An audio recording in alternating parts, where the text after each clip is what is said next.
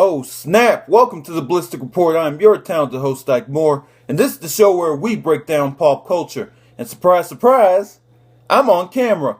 Now, this is a long story, so let me give you the summarized version. I had recorded this week's episode of the Ballistic Report yesterday, and it was amazing. I mean, people were going crazy about it and all that stuff. Well, at least in my head.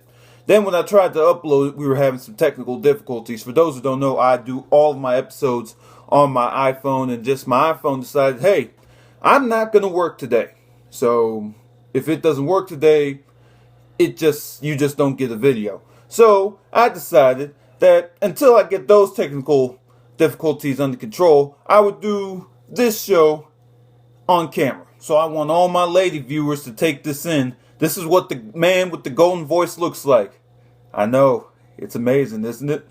So I decided that I was going to take all the topics from yesterday and put them on this video. Now the thing about it is, since we're going into Thanksgiving, not a lot of things have happened. So I'm just going to talk about a lot of the movie trailers that I've seen taking over the internet. So without further ado, let's get started, shall we?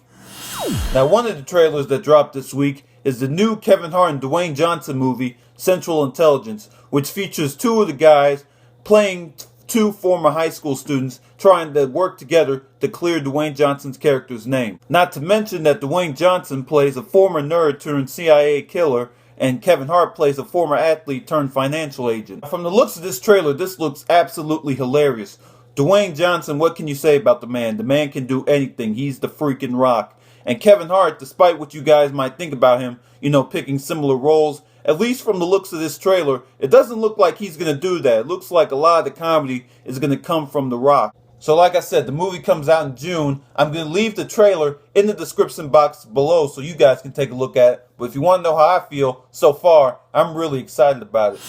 Another trailer that's been going all through the internet this week is the new Marlon Wayans comedy, 50 Shades of Black. This, of course, is his parody of the popular 50 Shades of Grey movie. And even though I'm not looking forward to it as much as the Dwayne Johnson comedy, the trailer made me laugh a little bit, as I watched it. To their credit so far, I like how accurate the cinematography was to the original movie, which, yes, I've actually seen the original 50 Shades of Grey movie. And let me tell you, if any movie deserves to be made fun of, it's that movie right there. And I'm a big Marlon Wayans fan. In fact, the last movie he did, I believe it was called A Haunted House.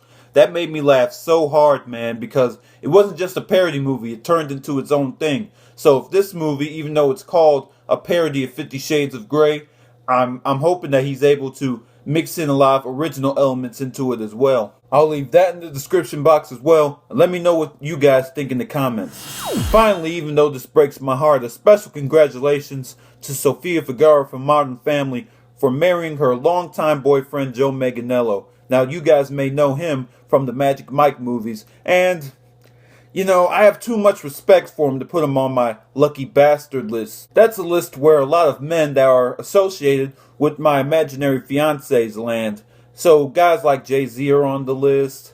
People like, let me see here, just a lot of lucky bastards are on that list. So he's not on that list yet, but I'll be watching you, buddy. I got Access Hollywood on TV 24/7. No, I wasn't pointing directly at the camera when I said that. But don't worry about that, son. I got Ben Carson rage. But in all seriousness, congrats to them, and I hope they have happy lives together.